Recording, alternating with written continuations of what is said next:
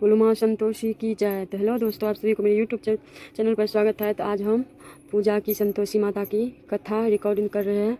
तो आप लोग इस कथा को ज़रूर सुनिएगा, आप लोगों को सभी मनोकामना पूरी होगी और ये इच्छापूर्ण कथा है। तो आप लोग ज़रूर सुनिए और सपोर्ट कीजिए चैनल को। अगर सब्सक्राइब करेंगे और वीडियो को लाइक करेंगे तो सारी मनोकामना पूरी होगी आप सभी का। तो चलिए देर ना लगाते हुए माँ संतोषी की कथा प्रारंभ करते हैं। तो बोलो माँ संतोषी की जय, बोलो माँ संतोषी की जय। तो आप लोग सभी जुड़े रहिएगा ज़रूर, वीडियो को फुल वॉच कीजिएगा, तभी आपको फल मिलेगा ये कथा सुनने का।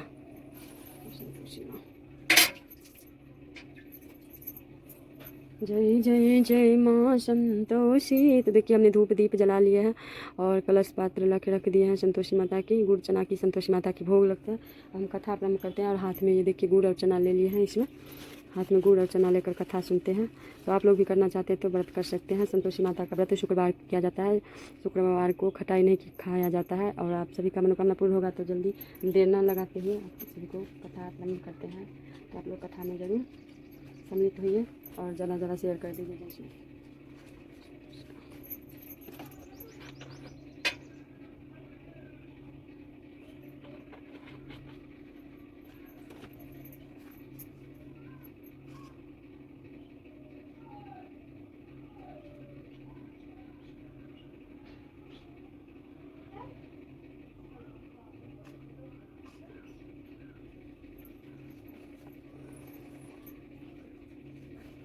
कंचनपुर नगर में एक बुढ़िया रहती थी। उस बुढ़िया के 7 बेटे थे। सभी का विवाह हो चुका था। 6 बड़े बेटे तो काम करते थे, लेकिन 7वां बेटा अभी कोई काम नहीं करता था।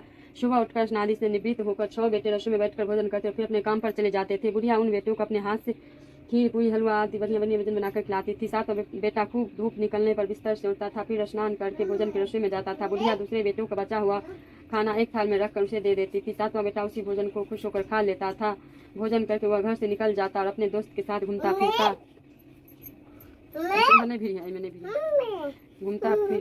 फिरता। इस तरह मौज मस्ती से उसकी दिन व्यतीत हो रहे थे। उसकी पत्नी बार बार उसे कोई काम करने के लिए कहती थी, लेकिन वह हंसकर कहता था, अरे तुम बार बार क्यों काम के लिए कहते हो, कितने मजे से दिन गुजर रहे हैं, माँ कितने बढ़िया व्यंजन बनाकर खिलाती है। तब उसकी पत्नी क्रोधित होकर कहती है, माँ तुम्हें बढ़िया व्यंजन बनाकर नहीं खिलाती, बल्कि सबका जूठा भोजन खिलाती है। यदि तुम्हें मेरी बात पर विश्वास ना हो तो किसी दिन शिवकृष्ण ने अपनी आंखों से देख लेना। अपनी पत्नी का बात वैसा ना था, लेकिन एक दिन इस बात का सच्चाई जानने का निर्णय करके वह सिर दर्द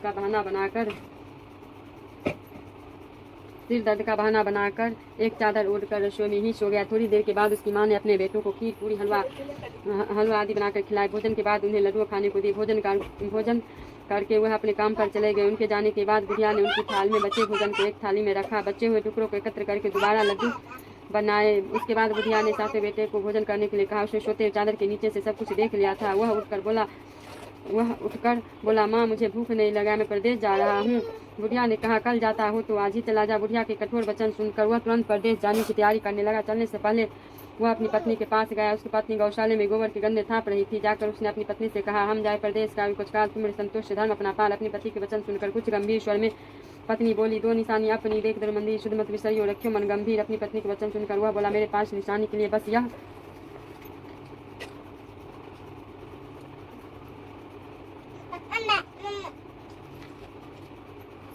यह एक अंगूठी है, इसे अपने पास रख लो, लेकिन अब तुम ही अपनी कोई निशानी मुझे दे दो, ताकि परदेश में उस निशानी को देखकर तुम्हें याद कर सकूं। अपनी पति की बात सुनकर वह बोली, नाथ मेरे पास निशानी के लिए कुछ भी नहीं है। फिर कुछ सोचकर उसने गोबर के हाथ से उसकी पीठ पर छाप लगा दी। 7वां बेटा अपनी पत्नी को उस निशानी को लेकर परदेश के लिए चल पड़ा। इन दोनों की लंबी यात्रा करके एक सुंदर विशाल नगर में पहुंचा। वहां उसने कई दुकानदारों से नौकरी देने के लिए प्रार्थना की, लेकिन सबने उसे परदेशी जानकर उसकी प्रार्थना ठुकरा दी। निराश होकर अंत में वह एक सेठ की दुकान पर पहुंचा।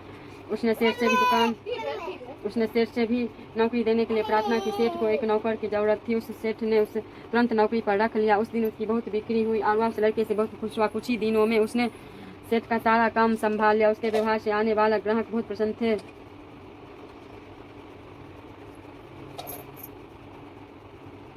कुछ ही दिन में उसकी बहुत बिक्री हुई और वह लड़के से बहुत खुश हुआ। कुछ ही दिनों में उसने सेठ का सारा काम संभाल लिया। उसके व्यवहार से आने वाला ग्राहक बहुत प्रसन्न थे। सेठ का व्यवसाय खूब तेजी से चलने लगा। उसकी मेहनत और ईमानदारी देखकर उसे अपना हिस्सेदार बना लिया। कुछ ही महीनों में उस लड़के ने बहुत सा धन कमा लिया। संयोगवश कुछ समय बाद सेठ को उस नगर को छोड़कर दूर किसी नगर में जाना पड़ता। सेठ अपना हिस्सा लेकर दुकान उस लड़के को देकर चला गया। सारे व्यवसाय के मालिक को लड़का बन गया था। उधर बुढ़िया उस लड़के की पत्नी को बहुत दुख देने शुरू कर दी थी। वह हर समय बहू को जली कटी बातें सुनाती रहती थी। वह बेचारी हर समय काम पर लगी रहती थी, लेकिन फिर भी उसके जेठानियाँ उससे कुछ न कुछ बुरा भला कहती रहती थी। सुबह होते ही बुढ़िया उस लड़के की पत्नी को जंगल में लकड़ियाँ लाने के लिए भेज देती थी। उसे आटे से निकली चोकर की रोटियाँ खाने को देती थी और नारियल की कटोरे में पानी पीने के लिए देती थी। वह बेचारी चोकर की रोटियाँ खाकर भी किसी से कुछ नहीं कहती थी, बस इससे अपना भाग्य का लेखा सोचकर चुप रह जाती थी। एक दिन वह जंगल से लकड़ियाँ काट कर लौट रही थी। उस रास्ते पर संतोषी माता का मंदिर था। उस मंदिर के पास लकड़ियों का गट्ठर जमीन पर रख हुआ कुछ देर आराम करने के लिए रुकी। मंदिर में उसने बहुत सी स्त्रियों की पूजा करते देखा तो उसने पूछा, आप सब किसकी पूजा कर रहे हैं? इस पूजा के करने से क्या पुण्य मिलता है? एक स्त्री ने उसे बताया, हम सब संतोषी माता का व्रत करके उनकी पूजा कर रहे हैं। संतोषी माता की पूजा करने से धन संपत्ति से भंडार होता है और उन्हें योग भी मिलता है, व्यवसाय में लाभ होता है, निसंतान के घर में संतान होती है। पति अगर परदेश गया तो संतोषी माता की अनुकंपा से शीघ्र ही घर लौटता है। न्यायालय में कोई मुकदमा चल रहा हो तो उसमें जीत होती है, धन संपत्ति में बढ़ोतरी होती है, पारिवारिक क्लेश नष्ट होता है, व्रत करने वाली स्त्री पुरुष को संतोष मिलता है, सभी मनोकामनाएं पूरी होती है। स्त्रियों से संतोषी माता के व्रत के बारे में इतना सुनकर उसने व्रत करने की विधि भी पूछी। तब एक बुढ़ी स्त्री ने उसे बताया, संतोषी माता का व्रत करके गुड़ रचना का प्रसाद बांटकर स्वयं प्रसाद ग्रहण करना कभी नहीं भूलना। संतोषी माता गुड़ रचने से की गई पूजा से प्रसन्न होती है। संतोषी माता का व्रत शुक्रवार को ही किया जाता है। शुक्रवार को सूर्योदय से पहले उठकर स्नादि से निवृत्त होकर संतोषी माता के मंदिर में जाकर पूजा करके व्रत कथा सुननी चाहिए। मंदिर में ना जा सको तो घर के किसी कमरे में संतोषी माता का मूर्तियाँ या चित्र रखकर छोटा सा मंदिर बनाकर पूजा करनी चाहिए। व्रत करने वाले व्यक्ति को उस दिन कोई भी खट्टी चीज़ या खट्टा फल नहीं खाना चाहिए। घर में भी किसी को खट्टी चीज़ नहीं खानी चाहिए। संतोषी माता के व्रत के बारे में सभी बातें पूछकर सातवें बेटे की बहू ने मन में निश्चय किया, सारी लकड़ियाँ बेचकर गुड़ और चने खरीद कर आने वाले शुक्रवार को संतोषी माता की पूजा अवश्य करूंगी। उसी दिन उसने लकड़ियाँ बेचकर गुड़ और चने खरीदे। शुक्रवार को सूर्योदय से पूर्व उठकर उसने स्नान आदि किया, फिर कलश में स्वच्छ हुआ, ताज़ा जल भरकर चने और गुड़ के साथ जंगल की ओर चल पड़ी। रास्ते में संतोषी माता के मंदिर में जाकर उसने संतोषी माता का विधिवत पूजा की और व्रत कथा सुनी। फिर संतोषी माता के चरणों में सिरकर प्रार्थना की, हे माता, मैं मेरे कष्ट दूर करूँ, मैं हमेशा तुम्हारी पूजा करूँगी, मेरा पति परदेश से सकुशल लौट आए। संतोषी माता का स्मरण करते हुए उसने आसपास वालों को गुड़ और चने का प्रसाद बांटकर थोड़ा सा प्रसाद स्वयं भी ग्रहण किया। इस प्रकार सातवें बेटे की बहू ने हर शुक्रवार को संतोषी माता का विधिवत व्रत करना आरंभ कर दिया। दूसरे शुक्रवार को उसने व्रत किया तो उसके पास पति का पत्र आ गया। तीसरे शुक्रवार को पति का भेजा और पे आ गया। इस पर घर के लोग कुछ ईर्ष्या करने लगे, जेठानियाँ ताने देने लगी, अरे अब तो पति के पत्र आने लगा, रुपया भी आने लगा है, घर के बच्चे भी बार बार करने लगे, अब तो चाची के पास रुपया आने लगा, अब तो किसी से सीधे मुँह बात भी नहीं करेगी।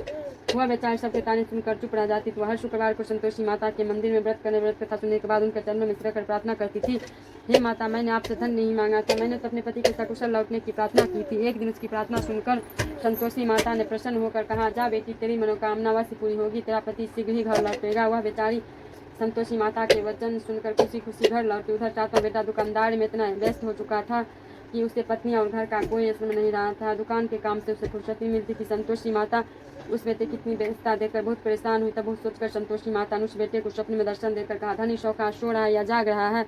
वह बोला, हे माता, मैं जाग भी नहीं रहा और सो भी नहीं रहा, आप मेरे लिए आज्ञा करें। संतोषी माता ने कहा, तूने परदेश में आकर इतना धन कमाया, पर क्या तुझे अपनी पत्नी का भी कुछ स्मरण है? उसने कहा, हे माता, मुझे अपनी पत्नी का तो स्मरण है, लेकिन इस दुकान से कहीं जाने का मुझे अवकाश नहीं मिलता। आप देखो ना, सारा रुपया व्यवसाय में लगा हुआ है, जब तक सारा रुपया वापस नहीं आ जाता मैं अपने घर कैसे जा सकता हूँ? संतोषी माता ने कहा, कल सुबह उठकर संतोषी माता का नाम लेकर मंदिर में घी का दीपक जलाकर पूजा करना और फिर दुकान पर जाकर संतोषी माता के नाम का दीपक जलाकर प्रणाम करके काम शुरू करना। शाम होते होते उधार लिया धन लौट आएगा। इतना कहकर संतोषी माता उसके स्वप्न संतर ध्यान हो गई। सुबह उठकर उसने अपने मित्र से स्वप्न की बातें कही। वे सब उसका मजाक उड़ाने लगे, लेकिन उसका मन नहीं माना। उसने संतोषी माता पर पूरा विश्वास करके मंदिर में जाकर घी का दीपक जलाया। दुकान पर भी दीपक जलाकर संतोषी माता का स्मरण करके काम शुरू किया। उस दिन संतोषी माता की अनुकंपा से सचमुच चमत्कार हो गया। उधार सामान ले गए लोग जल्दी जल्दी रुपया लौटाने आने लगे। देखते देखते रुपये का ढेर लग गया। शाम तक सारा धन लौटाया, दुकान का सारा सामान भी हाथों हाथ भी गया। तब संतोषी माता को नमस्कार करके वो अपने घर लौटने की तैयारी करने लगा। उधर सातवें बेटे की पत्नी प्रतिदिन की तरह जंगल से लकड़ियाँ काटकर घर की ओर लौट रही थी। लकड़ियों को बोझ अधिक होने के कारण उसने मंदिर के पास गट्ठा उतारकर मंदिर के चबूतरे पर बैठकर थोड़ा सा विश्राम किया। तभी दूर से धूल उड़ती दिखाई दी। उसने संतोषी माता से पूछा, हे माता, आज यह धूल कैसी उड़ रही है? माँ ने प्रसन्न होते हुए कहा, आज तुझे तेरी पूजा का फल मिलेगा। तेरा पति परदेश से लौट रहा है। यह धूल उसके लौटने से उड़ रही है। अपने लकड़ियों के 3 हिस्से करें, किसा नदी के किनारे रख दूसरा हिस्सा मंदिर में रख दे और तीसरे हिस्से को सिर पर रखकर घर ले जा। तेरा पति लकड़ियाँ देख कर रुकेगा, लकड़ियाँ जलाकर भोजन बनाकर खाएगा और फिर घर जाएगा। तू घर पहुंचकर लकड़ियों का गट्ठर आंगन में डालकर कहना, सासू जी लकड़ियों का गट्ठर ले आई हूँ, चोकर की रोटियां दे दो और नाली के कटोरे में पानी दे दो। फिर पूछना आज घर में कौन मेहमान आया है। संतोषी माता की बातें सुनकर वह खुश होती घर की ओर चल पड़ी। कुछ देर बाद उसका पति वहां पहुंचा और लकड़ियों का ढेर देखकर उसने भोजन बनाकर खाया। फिर कुछ देर विश्राम करके घर पहुंचा। उधर बहू ने लकड़ियों का गट्ठर जमीन पर डालते हुए जोश से आवाज लगाई, सासू जी लकड़ियां ले लो, चोकर की रोटियां दे दो, नाल के कटोरे में पानी दे दो, आज घर में कौन मेहमान आया है। यह सुनकर उसकी बुढ़िया सास बोली, बहू ऐसा क्यों कहती हो, तेरा पति ही तो परदेश से आया है, नहा धोकर मीठी खीर खा, नए कपड़े पहनकर पति के पास बैठ। उसके पति ने कमरे की खिड़की से सब कुछ देखा और सुना। उसने कमरे से बाहर आकर भिखारी की तरह खड़ी अपनी पत्नी को देखकर कहा, माँ यह औरत कौन है। माँ यह औरत कौन है। माँ ने कहा, बेटे यह तेरी बहू है, जब से तू परदेश गया है तभी इसने ऐसा हाल बना रखा है, सारा दिन गाँव में से ही जानवरों की तरह घूमती फिरती है, घर की कोई काम नहीं करती और नार के कटोरे में पानी मांग रही है। साता बेटा गंभीर होकर बोला, माँ मैंने इसकी सारी बातें सुन अपनी कानों से सुनी है, मुझे बराबर वाले दूसरे घर की ताली दे दो, मैं उसे घर में रहूंगा। बुढ़िया माँ ने उस बेटे को दूसरे घर की ताली दे दी। अपनी पत्नी के साथ उस घर में आनंद से रहने लगा। उसके पास धन की कोई कमी ना थी। उसने घर को महल जैसा सुंदर बना दिया। अगले शुक्रवार को उसकी पत्नी ने कहा, प्राणनाथ मैं संतोषी माता का व्रत करती हूँ, संतोषी माता की अनुकंपा से ही मेरे सब काम पूरे हुए हैं, मैं व्रत का उद्यापन करना चाहती हूँ। पति ने कहा, अवश्य उद्यापन करो, मैं उद्यापन के लिए सब सामान एकत्र करता हूँ। बहू ने अपनी जेठानियों के लड़कों को भोजन के लिए बुलाया। सभी जेठानियाँ उसके धन संपत्ति और शिक्षा करने लगी थी। जेठानिया ने अपने बच्चों को सिखा दिया कि तुम भोजन के समय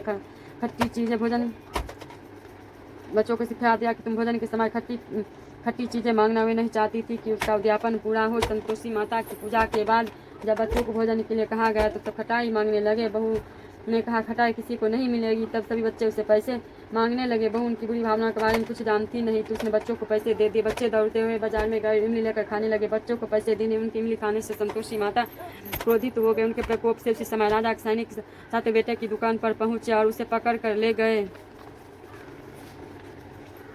भोली बहू रोने लगी। जेठानियां ताने देने लगे, अरे बेमानी से कमाकर धन लाया था इसलिए राजा के सैनिक पकड़ कर ले गए, अब बंदीगिरी में रहना पड़ेगा, साथ ही राजा सारा धन भी छीन लेगा। साथ में बेटे की बहू रोती संतोषी माता के मंदिर में गई, उनके चरणों में सिरकर प्रार्थना करने लगी, हे संतोषी माता मुझसे कौन सी भूल हुई, आपने किसी अपराध की इतनी बड़ी सजा दी है। संतोषी माता ने तुरंत प्रकट होकर कहा, बेटी तूने उद्यापन में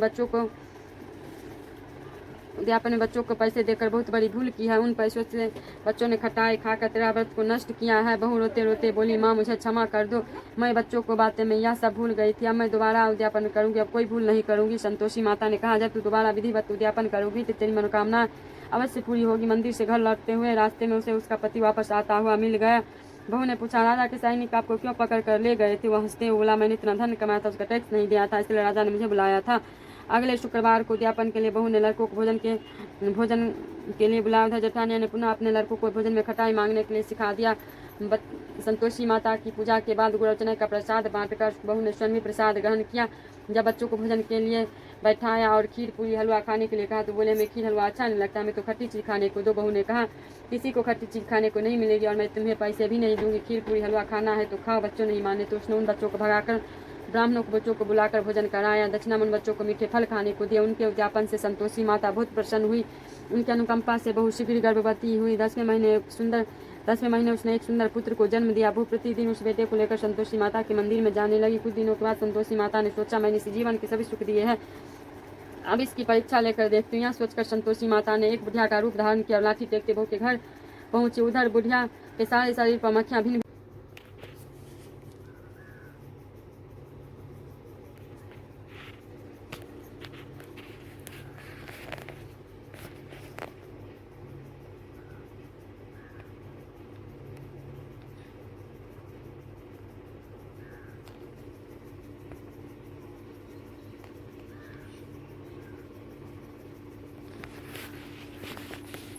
मुंह सिकोड़ने लगते थे।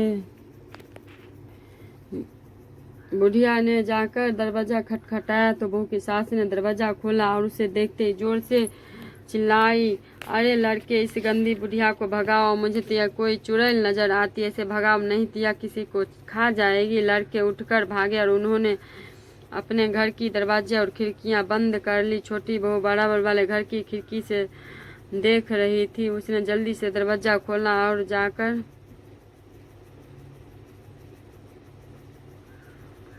दरवाजा और खिड़कियां बंद कर ली। छोटी बहू बराबर वाले घर की खिड़की से उस बुढ़िया को देख रही थी। उसने जल्दी से दरवाजा खोला और बुढ़िया के पांव छूकर अपने घर में ले गई। सास ने उसे रोका तो बहू बोली, आज तो बहुत खुशी का दिन है, मेरी संतोषी माता मेरे घर आई है। छोटी बहू का बेटा दूध पीने के लिए रो रहा था। बहू ने उसे दूध भी नहीं पिलाया और संतोषी माता की सेवा में व्यस्त हो गई। बुढ़िया सास क्रोध से बहू को बुरा भला कहने लगी।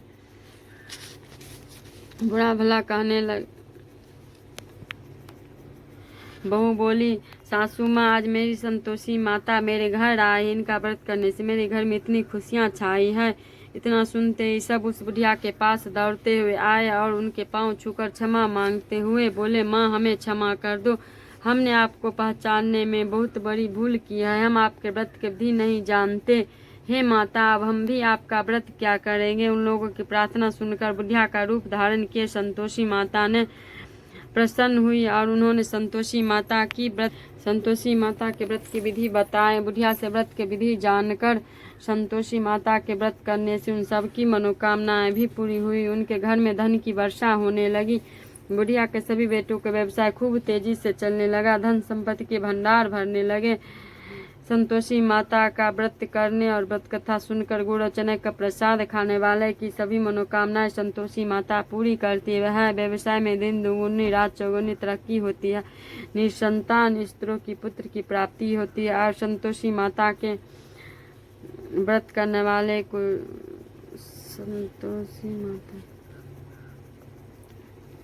संतोषी माता का विधिवत व्रत करने वाले कुमारी कन्याओं को मनसा सुंदर स्वर्ग वो वर मिलता है। बोलो माँ संतोषी की जय, बोलो माँ संतोषी माता की जय।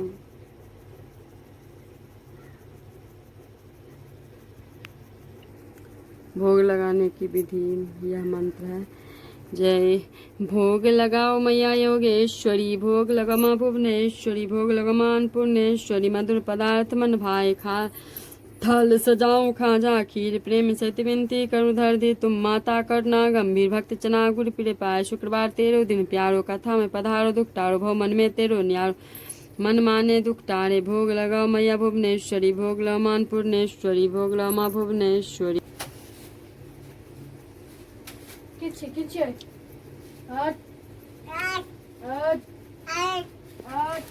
जय संतोषी माता मैया, जय संतोषी माता, अपने सेवक जन को सुख संपत्ति दाता।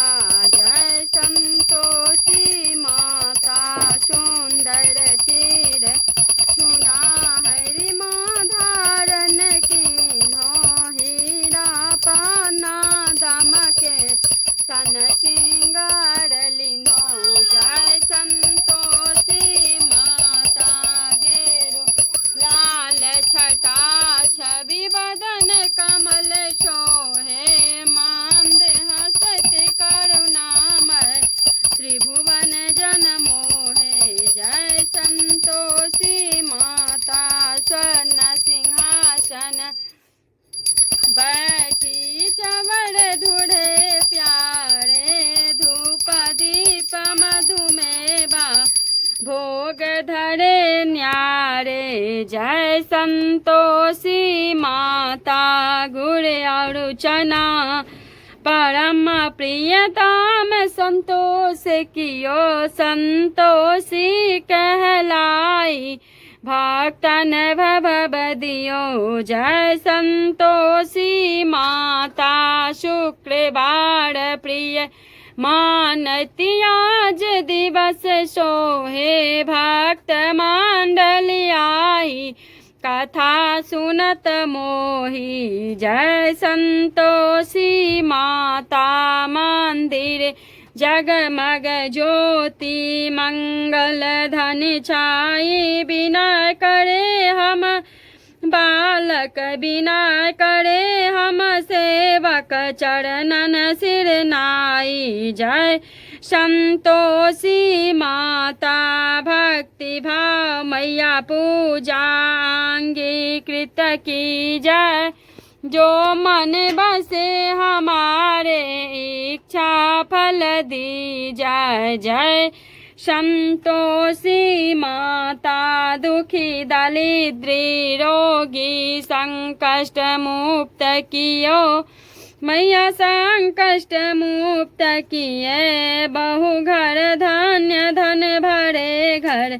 सुख सौभाग्य दिए। जय संतोषी माता ध्यान धरो जन तेरो मन वांछित फल पायो पूजा कथा श्रवण कर घर आनंद आयो। जय संतोषी माता शरण गए राजा रखियो जगदाम्बे संकष्ट तुहि निवारे दयामयी आम्बे। जय संतोषी माता संतोषी माँ की आरती जो कोई नर गावे कहत शिवानंद स्वामी रिद्धि सिद्धि सुख संपत्ति पावे। जय संतोषी माता संतोषी माँ की आरती जो कोई नर गावे रिद्धि सिद्धि सुख संपत्ति जी भर के पावे। जय संतोषी माता मैया जय संतोषी माता। प्रेम से बोलो माँ संतोषी की जय। हेलो दोस्तों, एक बात शेयर करना आप सभी से भूल गए थे, तो ये जो हाथ वाला गुड़ चना रहता है वो गाय को खिलाया जाता है। तो आप लोग ये हाथ वाला जो गुड़ चना है वो गाय को खिलाइएगा, और जो भगवती लंग माँ संतोषी लंग चढ़ाया जाता है आप खा लीजिएगा। हाँ, ये प्रसाद किसी को देना नहीं चाहिए, क्योंकि बच्चा सब है खटाई खा लेता है कोई, इस वजह से अपने आप खाइए और किसी को नहीं दीजिए। हाँ।